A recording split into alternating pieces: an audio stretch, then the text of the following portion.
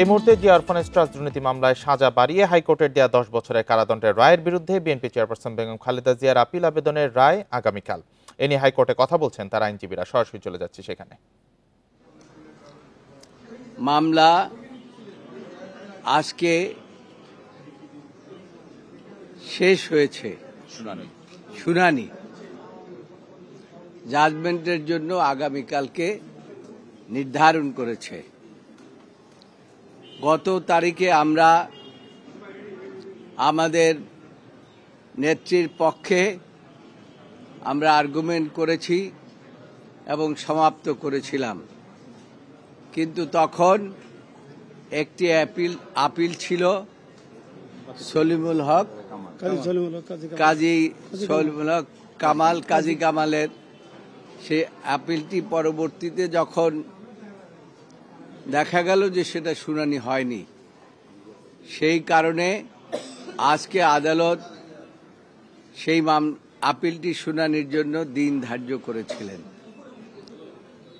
আজকে সেই আপিলটি শুনানি হয়েছে এবং সেই সাথে আমরা যে গত 3 দিন যে আর্গুমেন্ট করেছি বেগম খালেদা জিয়ার পক্ষে, সেই সমস্ত বিষয়গুলো এসেছে। তার মধ্যে মূল যে বিষয়টি এসেছে সেটা হচ্ছে যে মূল যে এফআইআরই সঠিক ছিল না। এফআইআরের মধ্যে এমন কিছু ত্রুটি ছিল যে জিনিসগুলো যদি আইনগতভাবে বিচার বিশ্লেষণ করা হতো তাহলে বেগম খালেদা জিয়া নিম্ন আদালত থেকেই খালাস পেতেন।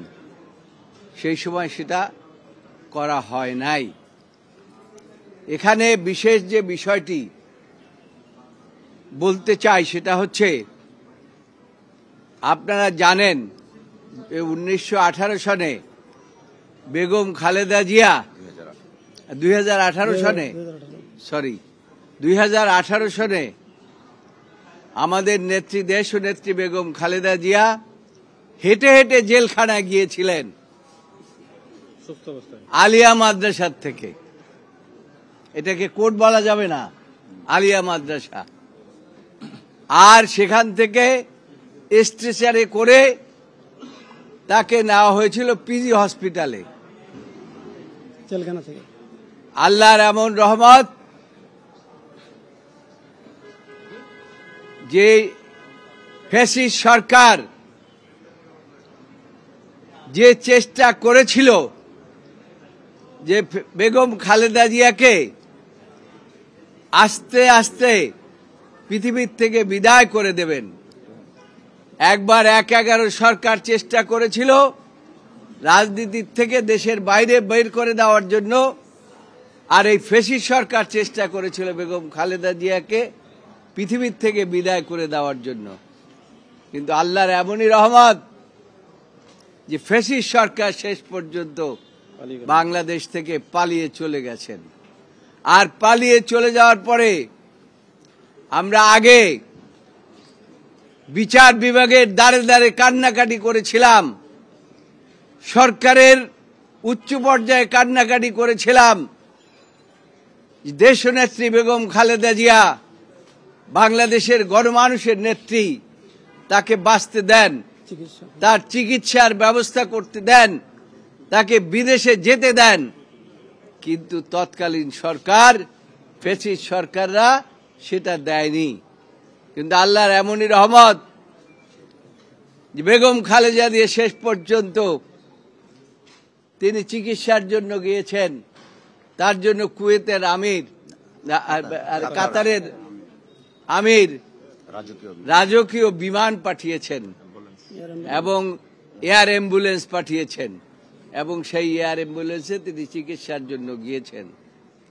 আজকে যে মামলাটি হয়েছে, এই মামলার মধ্যে শেষ পর্যন্ত যে কনক্লুশন যেটা এসেছে, যে এই মামলার মধ্যে তাকে সাজা দেওয়ার জন্য কোনো ইনগ্রেডিয়েন্ট ছিল না। আজকে যে অ্যাপিলটি শুনানি হয়েছে, সেই অ্যাপিলেন্টের পক্ষে যিনি অ্যাডভোকেট ছিলেন এবং তিনি নিজে বলেছেন এবং আমাদের রেফারেন্স দিয়ে বলেছেন যে আমরা বিগত 3 দিন বেগম খালেদা জিয়ার পক্ষে যে আর্গুমেন্টগুলো করেছি সবগুলো আর্গুমেন্ট লিগ্যাল আর্গুমেন্ট এবং তিনি সেগুলো অ্যাডাপ্ট করেছেন। তাই আমরা আশা করি এবং আগামীকালকে যেহেতু এই মামলার রায়ের দিন ধার্য হয়েছে, আমরা আশা করি আগামীকালকে আমাদের দেশনেত্রী, বাংলাদেশের গণমানুষের নেত্রী, 3 বারের প্রধানমন্ত্রী এবং আশা করি আগামীতে ভবিষ্যতেও আল্লাহর রহমতে আল্লাহ তাকে যদি বাঁচিয়ে রাখবেন ইনশাআল্লাহ, এবং তিনি এই দেশের ক্ষমতায় আবার ফিরে আসবেন আল্লাহর রহমতে, এটা আমরা আশা করি।